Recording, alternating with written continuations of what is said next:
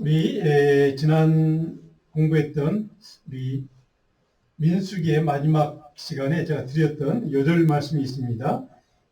이사야 43장 1절 말씀 먼저 읽고 오늘 여호수아 말씀으로 들어가겠습니다. 야곱아, 너를 창조하신 여호와께서 지금 말씀하시느니라. 너를 두려워하지 말라. 내가 너를 구속하였고 내가 너를 지명하여 불렀나니 너는 내 것이라. 아멘. 오늘부터 이제 여호수아의 말씀을 시작합니다.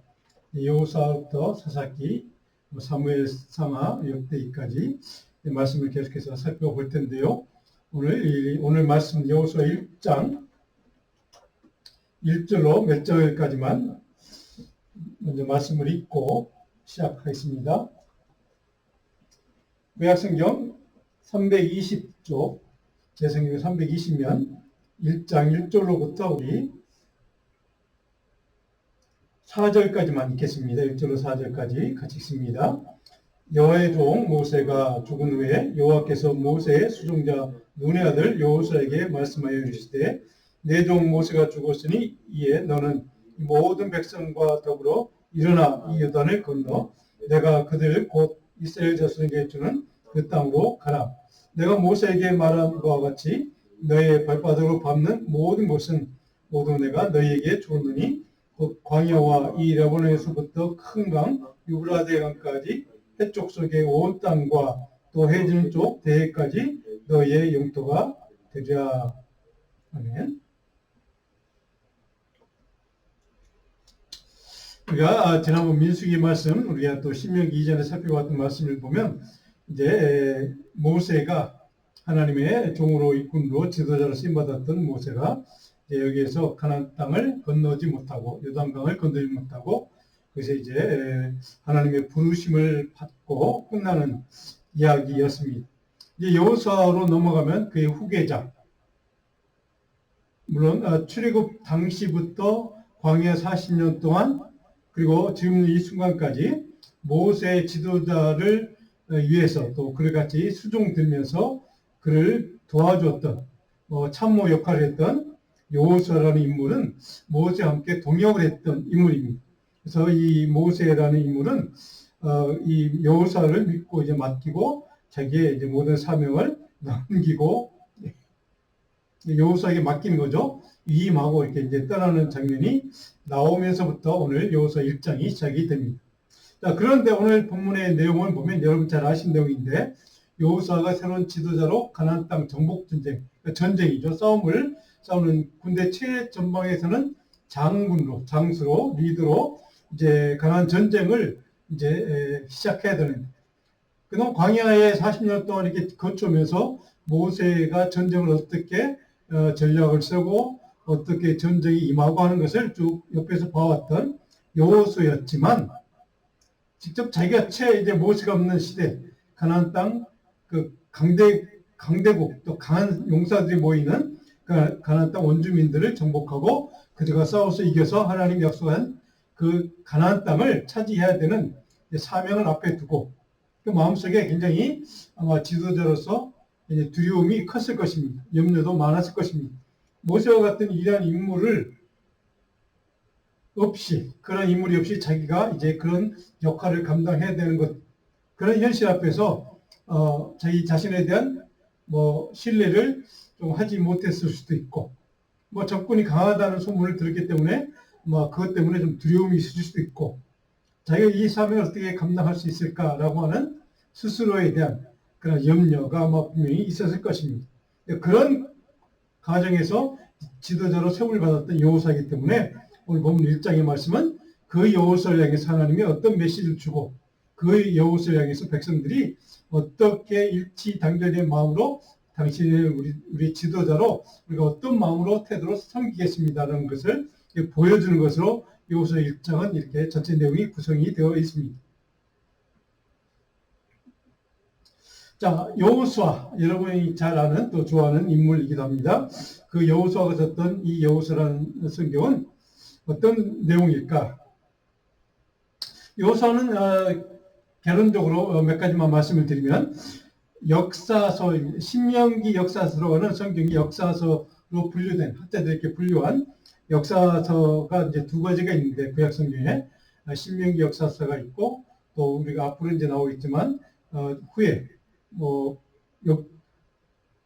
열왕기 상하, 그 다음에 나오는 게 뭡니까? 역대기 상하. 그래서 역대기 역사서, 신명기 역사서 두 가지로 분류가 되는데, 그 중에 첫 번째 성경이 여호수아입니다. 그래서 신명기 역사서의 첫 번째 성경, 이것은 무슨 말인지 하면 신명기를 썼던 모세 오경 썼던 모세의 신명기적인 관점에서 이스라엘 역사를 그렇게 바라보고 이해하고 그렇게 썼다고 해서 신명기 역사서 이렇게 분리는 이렇게 분류가 되는 성경들입니다. 거기에는 물론 여호수아를 포함해서 사사기, 그다음에 사무엘상, 우리 앞으로 이제 살펴볼 그러니까 열왕기상, 역대기가 아닌 역대기는 역대기 역사서라고 따로 분류가 됩니다. 열왕기상하가 있습니다. 열왕기상하 프린트에 잘못 적어놨는데요. 이 역대기 역사와 신명기 역사 이 두 가지 종류가 있다. 근데 신명기 역사서는 뭐냐? 모세의 관점에서 역사를 해석했다. 그리고 기록했다. 역대기 역사서는 역대기의 그 관점에서 역사를 기록했다. 그런 거구나. 그런 차이가 있구나. 그 정도만 아시면 될 것 같습니다. 자, 오늘 제가 이따 나눠드린 이제 설교 들어보시면 첫 번째, 저자는 누군가? 기록 연대는 언제 기록했을까? 자, 여호수아라는 인물이 기록했던 것을 잘 알고 있습니다. 여호수아라는 인물의 이름 뜻이 뭐냐? 구원자라는 뜻입니다. 구원을 뜻하는 단어죠. 그래서 우리가 예수라는 이름을 이제 여호수아에서 예수와 이렇게 해서 예수라는 이름이 그리스도, 구원자라는 메시아라는 이름이 나왔다. 이렇게 우리가 상식적으로 우리 크리스찬들이 알고 있을 것입니다. 거기에 예수와 호세야 이렇게 불리기도 하는데 어쨌든 그런 이름이구나, 그런 뜻을 가진 이름이구나 이렇게 얘기하면 그래서 하나님의 구원이구나, 그 이름 자체는 하나님의 구원이라는 뜻이구나, 그 정도만 아시면 될 것 같습니다. 언제 이것을 기록했을까? 논란이 물론 있죠. 정확한 연대를 우리가 알지 못하기 때문에 많은 구약학자들이 여러분 아마 성경에 그렇게 기록된 성경도 있을 것입니다. 1370년에서 1330년 기원 전입니다. 그 사이에 기록됐을 것이다. 물론 여호수아가 가나안 땅을 다 정복한 다음에 그 이후에 또 시간이 지나서 기록한 성경일 것이다 라고 우리가 학자들이 이렇게 추정을 하고 있습니다. 자, 그러면 그 다음에 이 여호수아의 역사적인 배경은 어떤 배경을 갖고 있는 성경인가? 아마 우리가 이제 앞으로 공부하게 될 다음 시간부터 살펴볼 요단강을 건너가는 이야기니까 요단강을 건너서 들어가면 이제 거기서 또 뭐가 시작이 되냐면 가나안 땅, 하나님 약속의 땅이 시작이 됩니다. 이제 요단강을 도하기 전 바로 거기에 이제 모세가 죽고 이제 여호수아가 이제 작전을 짜고 이제 가나안 땅을 이제 정복해 들어가는 이야기가 시작이 되는데요. 1405년 물론 기원전입니다. 그때 오늘 이제 요단강을 건너는 사건이 시작이 될 것이다. 이때부터 가나안 땅 정복 전쟁이 시작되었구나. 이렇게 이해하시면 될 것 같습니다. 가나안 땅 정복 전쟁은 얼마나 걸렸을까? 학자들 한 7년 정도 걸렸을 것이다. 라고 이렇게 얘기합니다. 굉장히 빠른 기간이라고 합니다. 그 전쟁 전문가들에 의하면 그 땅을 그런 적군들이 있는 상황에서 7년 동안 그렇게 단기간에 정복했다는 게 기적과 같은 일이다. 이런 얘기를, 물론 하나님의 계획에 따라서, 하나님 인도하심에 따라서, 하나님 약속에 따라 이루어진 사건이기 때문에 분명히 가능했을 것입니다. 아마 1398년경에 정복전쟁이 끝났을 것이다. 그 다음부터는 가나안 땅에 이스라엘 백성들이 정착해서 살기 시작을 했을 것이다. 이렇게 이해를 하고 있습니다. 자, 여호수아는 언제 죽었을까? 여호수아 24장 29절에 보면 이야기가 기록되어 있는데요. 아마 그때까지 기록된 내용이 가나안 땅 요단강을 건너는 순간부터 여호수아가 죽은 그 순간까지 기록된 내용이 아마 여호수아일 것이다. 이제 우리가 이렇게 추정을 하시면 이 책은 이 성경은 그런 내용이구나 될 것 같습니다. 물론 역사적인 사실들을 기록한 성경입니다. 자, 이런 관점에서 보면 여호수아의 인물은 출애굽부터 시작해서 광야 40년 그리고 가나안 땅 정복 전쟁까지 실제로 역사적인 증인입니다. 실제 자기가 경험했고 목격했던 사건들을 성경에 기록했다. 이렇게 생각하시면 가나안 땅 정복 전쟁은 여호수아가 직접 자기가 경험했던 사건들을 역사적인 사실을 기록해 놓았겠구나 이해를 하시면 될 것 같습니다. 자, 여호수아의 중심 주제는 무엇인가? 어떤 내용을 말하고 싶은 것인가? 제가 아마 노트에 4가지를 적어놨습니다. 스크린을 보면서 한번 여러분 같이 읽어주시면 될 것 같습니다. 하나님 약속의 성취를 위한 도구로 쓰임받은 여호수아가 어떤 인물, 어떤 신앙생활을, 어떤 삶을 살았는가 하는 것을 담고 있습니다. 두 번째로는 모세의 동역자인 동시에 후계자로 출애굽 과정과 가나안 땅 정복전쟁 과정 전체에 직접 참여하고 목격했던 사람으로 역사적인 사실을 기록하고 있다 하는 것을 여러분들이 아마 이해하실 수 있을 것 같습니다. 그 다음으로 어떤 내용이 담겼는가? 가나안 땅 분배, 이쪽 각 지파별로 하나님이 주시게 약속한 땅을 이제 분배하는 장면이 기록되어 있습니다. 그 땅 분배 사명의 지도자 여호수아의 성실성, 신실성, 그의 순종의 믿음을 증언하고 있는 성경이 여호수아다. 이렇게 이해하시면 될 것 같습니다. 마지막으로 하나님을 온전히 의지하고 하나님의 말씀에 신실하게 순종했던 한 신앙인 여호수아라는 인물의 그 신앙과 삶의 증언이다 하는 것을 우리는 이 여호수아를 통해서 깨닫게 볼 수가 있습니다. 자, 그렇다면 오늘 1장 말씀을 좀 같이 공부를 할 텐데요. 1장은 두 단락으로 크게 나누어 볼 수가 있습니다. 첫 번째 1장 1절로 9절까지는 새로운 지도자가 된 여호수아에게 하나님이 어떻게 그를 용기를 주시는지, 이제 리더로서 세워주시긴 했는데 어떻게 그와 그 삶을 감당할 수 있도록 하나님이 어떻게 도와주시겠다는 것인지, 이런 내용들이 기록되어 있습니다. 그 명령, 가나안 땅 정복의 명령을 주시고 그 사명을 주시고, 하나님이 내가 너 혼자 하는 거 아니야, 내가 너를 도울게, 너 함께 할게 라고 하는 약속의 말씀을 주는 게 이제 쭉 9절까지 기록되어 있습니다. 자, 그러면 오늘 이 본문의 말씀 내용을 살펴보기 전에 지도를 몇 장을 보려고 합니다. 자, 요단강, 여리고 땅입니다. 자, 여기에 지금 이 요단강이 지금 여기 저 위에 갈릴리 바다부터 호수부터 사해까지 쭉 이렇게 연결되어 있는 게 요단강입니다. 물론 좀 넓은 지역도 있지만 좁습니다. 그렇게 큰 강이 아닙니다. 자, 뭐 강이라기보다는 뭐 우리 냇가 정도 아마 그렇게 생각이 될 것 같습니다. 요단강 바로 여기에서 이제 모세가 이제 사망하고 하나님 부르심을 받고 여기서부터 이제 진을 치고 있는 상황이라는 것을 우리가 알 수 있습니다. 자, 그런데 이 요단강을 바로 건너자마자 여기에 있는 성이 하나 있습니다. 여리고 성입니다. 첫 번째 정복해야 될 성, 그게 강력한 여리고 성을 이제 마주 바라보면서 이렇게 진을 치고 있는 겁니다. 요단강을 어떻게 건너냐 하는 걸 우리가 여러분 잘 아시고, 뭐 다음 주에 보겠지만 잘 아시는 뭐 내용이기도 합니다. 자, 그럼 두 번째, 그럼 여리고는 어떤 성이었는가? 두 번째 지도를 보시면 제가 이미 이 성지순례 갔다 와서 찍은 사진을 여러분께 보여드린 적이 있습니다. 자, 여리고 성은 그렇게 크지가 않습니다. 조그마합니다.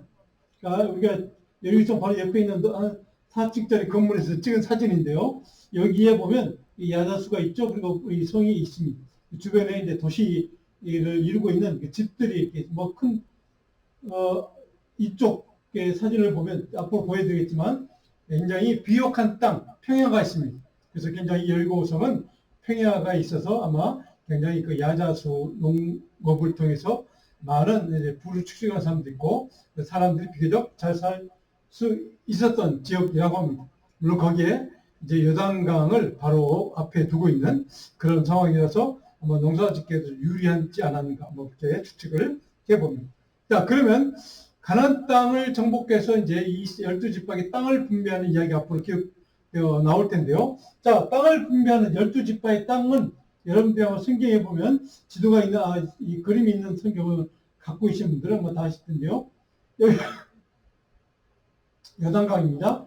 요단 동편, 서편. 여기가 가나안 팔레스타인 땅입니다. 여기가 하나님 약속한 땅입니다. 그런데 바로 여기 가나안 땅에 들어가기 전에 또 여기서 진주 있다가 여기에서 지금 이 땅까지 다 정복을 하게 됩니다. 근데 여기에 이 요단강을 중심으로 해서 동편, 그리고 이쪽은 이제 가나안 땅은 서편. 동편의 세 지파가 땅을 차지합니다. 거기에 제일 위에 므낫세 반 지파가 므낫세, 여기 서편에도 므낫세 지파가 반을 차지합니다. 그래서 므낫세는 두 군데의 땅을 분배를 받습니다. 동편에 므낫세 바로 밑에 갓 지파가 땅을 분배했습니다. 그리고 갓 지파 밑에 홍해 바로 지금 아마 여러분들이 아마 요르단 땅으로 알려져 있는 곳에 바로 이게 지금 어딘가 이게 여매라고 하죠. 여매 사해바다 바로 옆에인데 이 땅이 루벤 지파가 차지했던 땅으로 여러분들 기억하시면 될 것 같습니다. 물론 모압, 암몬 우리가 이미 살펴봤던 그런 땅들하고 접경 지역이기도 합니다. 이 동편의 세 지파가 이 땅을 차지하고 있었구나 하는 것을 아마 여러분 기억하시고, 그 다음 지도를 보시면 좀 영어로 되어 있는데 조금 더 설명하죠. 여기가 동편 므낫세 지파, 반 지파죠. 갓 지파가 이걸 차지했고요. 루벤 지파가 이걸 차지했고, 여기가 지금 여매 사해바다입니다. 그리고 이게 이제 갈릴리 바다 가운데 흐르는 요단강, 이렇게 이해를 하시면 될 것 같습니다. 원래 여기가 이제 야복강이 바로 여기 흐르고 있고, 여기 진주 있고 여리고는 여기 있구나 하는 것을 여러분들이 생각하시면 이해가 될 것 같습니다. 자,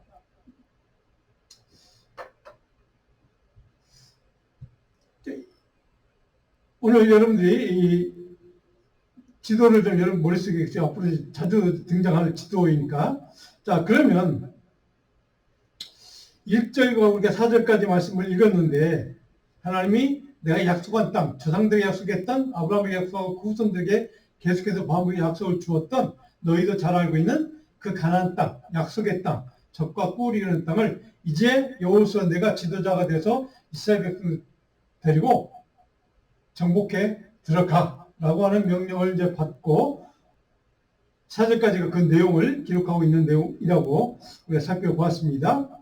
자, 근데 여기 4절까지 하나님이 약속한 그 약속을 지키겠다고, 가나안 땅으로 들어가라고 하신 이 말씀을 보면서 우리가 몇 가지 하나님에 대해서 우리가 깨달을 수 있는 영적인 교훈이 있습니다. 하나님이 땅에 대한 약속하신 것을 아브라함부터 시작해서 계속해서 반복해서 약속을 주었던 그 약속을 다시 한번 재확인해서 하나님이 말씀하고 있습니다. 자, 이걸 통해서 그 약속을 지금 여호수아, 새로운 지도자가 된 여호수아에게도 다시 한번 반복해서 확인해주고 있습니다. 하나님의 약속은 시간과 공간, 환경이 변할지라도 결코 변치 않고 반드시 이루어진다는 사실을 우리는 깨닫게 됩니다. 그러니까 하나님께 약속하고 선한 것을 우리는 망각할 수 있습니다. 때로 그것을 잊어버릴 수도 있습니다. 그런데 하나님은 우리를 향한 하나님이 약속하신 그 약속의 내용은 결코 잊지 않고 망각하지 않으시고 반드시 지키신다는 사실. 인물이 바뀌었습니다. 모세에서 여호수아로. 그럼에도 하나님은 다시 한번 그 약속을 재확인시켜 주는 것을 보면 반드시 하나님은 자신이 한 약속은 반드시 끝까지 지키시는 분이라는 것을 우리는 다시 한번 확인할 수 있습니다. 자, 이렇게 하나님이 약속을 모세에게 주었던, 그 천조들에게 주었던 약속을 다시 한번 여호수아에게도 확인시켜 주면서 말씀하신 말씀의 내용이 5절의 내용입니다. 우리 성경을 다 펴시고요. 여호수아 1장 5절 말씀을 우리 다 한번 같이 한번 크게 읽습니다. 같이 읽습니다. 내 평생에 너를 능히 대적할 자가 없으리니 내가 모세와 함께 있었던 것 같이 너와 함께 있을 것입니다. 내가 너를 떠나지 아니하며 버리지 아니하리니. 그리고 6절 있습니다. 강하고 담대하라. 너는 내가 그들의 조상에게 맹세하여 그들에게 주리라 한 땅을 이 백성에게 차지하게 하리라. 7절 오직 강하고 극히 담대하여 나의 종 모세가 내게 명령한 그 율법을 다 지켜가고 우르나 자르나 치우치지 말라. 그리하면 어디로 가든지 형통하니. 자, 새로운 지도자가 되어서 가나안 땅 정복 전쟁을 해야 될 지도자 여호수아에게 마음속에 두려움과 염려, 걱정과 근심이 있을 법한 그런 상황 속에서 하나님은 약속을 다시 한번 재확인시켜 주신 다음에 하나님이 여호수아에게 내가 너를 어떻게 대우하겠다는 것을 말씀하는 이야기가 쭉 기록되어 있습니다. 6절에 강하고 담대하라. 7절에 다시 한번 오직 강하고 극히 담대하라. 반복되어 있습니다. 우리나 자루나 치우치지 말라. 담대하라는 말은 치우치지 말라는 얘기입니다. 네가 앞으로 정복 전쟁을 할 때 적군이 강해서 들어올 수도 있고 백성들이 말을 안 들어서 어려움에 처할 수도 있고 그래서 걱정, 근심, 염려, 두려움에 쌓일 수도 있지만 담대하여 결코 자루나 우르나 그럼에도 불구하고 치우치지 말라. 무슨 얘기입니까? 어떤 상황이든지 어떤 환경에 처하든지 너는 하나님 중심 신앙으로 모든 일을 감당하면 된다라는 약속, 명령입니다. 그 다음에 8절에 보니까 이 율법책을 내 입에서 떠나지 말게 하라. 자, 자루나 우르나 치우치지 말라. 하나님 중심 신앙으로 네가 모든 일을 감당할 수 있도록 내가 도와줄 거야. 근데 한 가지 네가 할 일이 있어. 그 뭐냐? 내가 준 명령 모세에게 주었던 율법, 말씀 그것을 내 입에서 떠나게 하지 말고 주야로 그것을 묵상하라. 8절 보니까 그 안에 기록된 대로 다 지켜 행하라. 그렇게 하면 묵상하고 행하면 내 길이 평탄하게 될 것이며 내가 형통하게 될 거야. 자루나 치우치 마. 근데 그 치우치지 않는 방법은 내가 주었던 말씀, 율법 그것을 항상 묵상하고 그 말씀대로 따라 순종하고 행하고 지키고 그러면 내가 내 길을 내가 앞으로 가는 그 모든 길을 평탄하게 할 것이고 너를 형통하게 내가 지켜줄 거야 라고 하는 약속의 말씀을 지금 여호수아에게 하고 있습니다. 여기에 묵상하다는 말 제가 한번 설명을 드린 적이 있습니다. 묵상하다는 말은 깊이 생각한다. 말씀을 그냥 깊이 생각한다. 머릿속으로 말씀을 이해한다 하는 그런 의미도 물론 포함이 되어 있지만 이 묵상한다는 히브리 이 단어 하가라는 말은 깊이 생각하고 신중하게 그 말씀을 생각하는 것 동시에 그냥 수동적으로 침묵하고 생각하는 것뿐만 아니라 그 말씀을 적극적으로 내가 그 말씀대로 지키고 행하고 따른다는 그러한 행동의 의미까지 포함된 단어가 바로 여기에 묵상한다는 단어입니다. 그러니까 깊이 생각하고 머릿속으로만 하나님의 말씀을 이해하는 것이 아니라 내 삶의 몸으로 그 말씀을 실천하고 행한다는 뜻을 포함하고 있는 단어가 묵상입니다. 그래서 이 묵상이라는 말은 말씀을 깊이 생각하는 것 동시에 그 말씀에 따라 순종하고 지킨다는 행함의 의미까지 아는 것과 행하는 것이 같이 이루어지는 그러한 영적인 활동을 의미합니다. 그래서 이 묵상이라는 말은 그러한 두 가지 측면을 다 포함하고 있는 단어다라고 생각하시면 이해가 될 것 같습니다. 그리고 율법을 지켜 행하다. 이 지켜 행한다는 말은 굉장히 실천을 강조합니다. 그러니까 말씀을 내가 그대로 순종한다 하는 것을 강조하는 의미가 담겨있는 단어이기도 합니다. 자기의 마음 중심을 지키고 영성을 지키고 보호하면서 하나님의 명령에 그대로 따라서 순종한다는 행동을 강조하는 단어가 바로 이게 지켜 행한다 하는 단어 속에 담겨있는 뜻이라는 겁니다. 하나님 주신 말씀과 명령을 듣는 것은 하나님 향한 신실한 믿음과 헌신의 삶, 순종의 삶, 바로 이 모든 것을 포함하고 있는 그런 영적인 활동이다 생각하시면 아마 이해가 될 것 같습니다. 하나님의 말씀과 율법을 항상 묵상하고 지켜 행하는 삶이란 곧 하나님의 말씀에 대한 지식이죠. 그리고 그 말씀을 행하는 행동, 그러니까 액트입니다. 프랙티스하는 겁니다. 그 말씀에 행하는 것과 연결되어서 결합되어서 그 총체적인 의미를 담고 있는 뜻이다 하는 것을 여러분들이 기억하시면 묵상이란 그런 의미가 있는 거구나 하는 것을 여러분들이 기억하실 수가 있을 것 같습니다. 그렇게 할 때 하나님이 주신 약속의 그런 삶을 사는 사람에게 주신 축복의 내용은 뭡니까?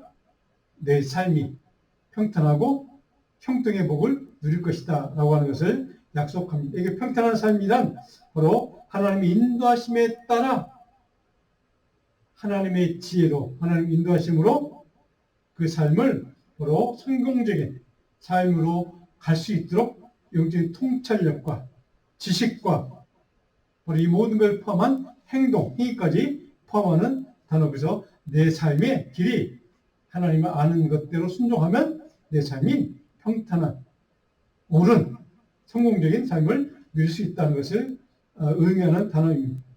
이 형통이라는 단어 여러분 잘 아는 단어입니다. 하나님이 주시는 은혜 때문에 그 삶이 성공하는 삶을 사는, 그러니까 평강을 누리는 삶을 사는 바로 그러한 삶을 허락하시겠다는 하나님의 약속이기도 합니다. 자, 그런 의미에서 바로 여호수아에게 주신 하나님이 바로 권면, 명령, 말씀은 뭡니까? 내가 너에게 주었던 약속을 이루어야 되는데 약속의 땅, 가나안 땅을 정복해 들어갈 텐데 두려워하지 마, 걱정하지 마. 내가 주었던 말씀, 율법을 묵상하면 깊이 순종하고 따르고 지키고 그 말씀을 내가 너에게 줬던 모든 약속을 온전히 신뢰하고 그렇게 살아가면 내 삶이 평탄하고 형통하게 될 거야. 여가는 약속을 주는 말씀을 하나님 먼저 여호수아에게 주시는 것을 보게 됩니다. 그래서 담대하라고 이렇게 강조하는 겁니다. 자, 우리 구절을 보시면 여러분 잘 아는 말씀 제가 좋아하는 말씀이기도 하지만 우리 구절 말씀을 같이 한번 우리 큰 목소리로 좀 가정에서 다 읽어보겠습니다. 9절입니다. 내가 내게 명령한 것이 아니냐 강하고 담대하라 두려워하지 말며 놀라지 말라 내가 어디로 가든지 내 하나님 여호와가 너와 함께 하느니라. 아멘. 그래서 담대하라 두려워하지 말라 놀라지도 말라 내가 어디로 가든지 내 하나님 여호와가 너와 함께 할 거야. 그러니 좌로는 우러나 치우치지 말고 내게 준 말씀, 율법 그것만 죄로 묵상하고 그대로 따라 실천하려고 하는 순종의 믿음만 있으면 돼 라고 하는 것을 이렇게 말씀하고 있습니다. 자, 여기 9절까지 우리가 깨달은 영적인 교훈이 있습니다. 우리 스크린을 보시고 새겨놓을 있습니다. 같이 한번 읽어봅니다. 하나님이 함께 하시는 삶만이 하나님의 능력과 도우심으로 형통의 복을 누리고 하나님을 신뢰하고 의지하는 믿음이 담대해진다 하는 것을 우리가 깨닫게 됩니다. 자, 오늘 1장 두 번째 10절 18절까지는 이제 요단강을 건너라는 명령을 받았기 때문에 이제 요단강을 건너는 요단강을 도하는 그 하나님 명령을 백성들에게 전달합니다. 그래서 같이 참모들과 협의도 하고 작전 회의를 했겠죠. 이제 준비하는 그 과정을 이제 이렇게 설명하고 있는 것이 이제 쭉 기록되어 있는데 백성들이 이 사명을 감당해야 될 여호수아 지도자에게 어떻게 당신을 우리가 앞으로 섬기겠습니다라고 하는 결단이 기록되어 있는 내용이 이제 후반부의 내용에 기록되어 있습니다. 10절에 보면 여호수아가 그 백성의 관리들에게 명령했다. 지도자에게 명령했다는 얘기입니다. 11절에 사흘 안에 너희가 이 요단을 건너 너희의 하나님 여호와께서 너에게 주사 차지하게 하시는 땅을 차지하기 위해서 들어갈 것이다. 사흘 안에 요단강을 건널 것이다. 라는 이야기입니다. 근데 그 말을 하면서 여호수아가 하나님께 받은 말씀 그대로를 전달합니다. 그러니까 하나님이 우리에게 주신 약속, 가나안 땅을 적과 꿀이는 땅 우리에게 주시겠다고 주셨던 그 약속을 하나님이 지키기 위해서 우리가 요단강을 건너는 거야 라고 하는 것을 이렇게 전달을 하고 있습니다. 자, 12절을 보면 이제 루벤 집파, 갓 집파, 므낫세 반 집파가 요단 동편을 차지하게 될 것이라는 것을 우리가 이제 알 수 있는 앞으로 살펴보게 됩니다. 13절에 보시면 너희의 하나님 여호와께서 너희에게 안식을 주시며 이 땅을 너희에게 주시려 하였나니 너희는 그 말을 기억하라. 하나님의 약속을 끝까지 기억하는 겁니다. 잊지 말라는 겁니다. 그러면 반드시 하나님은 그 약속의 말씀을 이루어 주실 것이라는 그런 확신과 신앙 때문에 이렇게 강조하고 있는 겁니다. 그래서 이제 요단강을 건너갈 것이니까 준비해 라고 해서 이렇게 1장이 끝이 납니다. 자, 17절을 보시면 마지막에 이런 내용이 기록되어 있습니다. 모세의 리더십을 이어받은 지도자가 된 여호수아에게 백성들이 어떻게 그를 섬길 것인가. 17절 보니까 우리 같이 한번 읽어볼까요? 우리는 범사에 모세에게 순종한 것 같이 당신에게 순종하리니와 오직 당신의 하나님 여호와께서 모세와 함께 계시던 것 같이 당신과 함께 계시기를 원하나이다. 그러니 18절에 마지막으로 당신은 강하고 담대하면 됩니다. 하나님의 말씀 그대로를 백성들도 반복해서 여호수아에게 우리가 당신을 이렇게 지도자로 섬기겠습니다 라고 하는 것을 약속을 하는 반응이 기록되어 있습니다. 하나님의 동의하심과 하나님 인자하심을 백성들이 축복해 주는 겁니다. 그러니 당신은 두려워 말고 좌로나 우로나 추치 말고 하나님의 말씀대로만 따라서 순종하고 나가면 됩니다 라고 하는 것을 이렇게 백성들이 그에게 이제 권면하는 말씀으로 1장이 끝이 납니다. 자, 오늘 고린도후서 7장 1절 말씀이 이제 요절 말씀인데 우리 같이 한번 읽어볼까요? 약속은 어떤 것인가? 그런즉 사랑하는 자들아 이 약속을 가진 우리는 하나님을 두려워하는 가운데서 거룩함은 온전히 이루어 육과 영의 온갖 두려운 것에서 자신을 깨끗게 하자.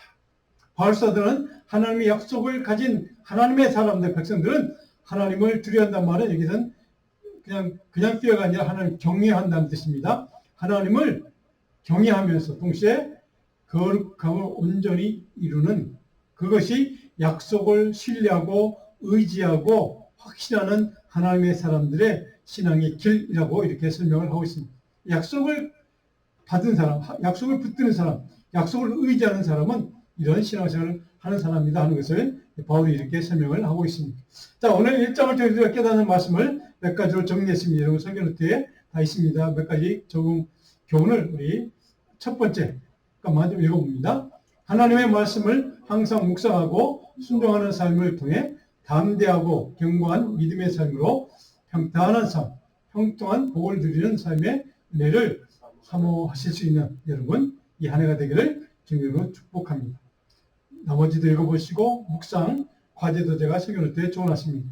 묵상 과제도 한번 읽어보시고 한 주간 동안 이 말씀을 읽으면서 묵상 과제를 통해서 내가 그런 삶을 살고 있는지를 다시 한번 여러분들이 깊이 생각하는 그리고 하나님의 말씀을 깊이 묵상하는 한 주가 되기를 주님으로 간절히 부탁을 드립니다. 기도하겠습니다.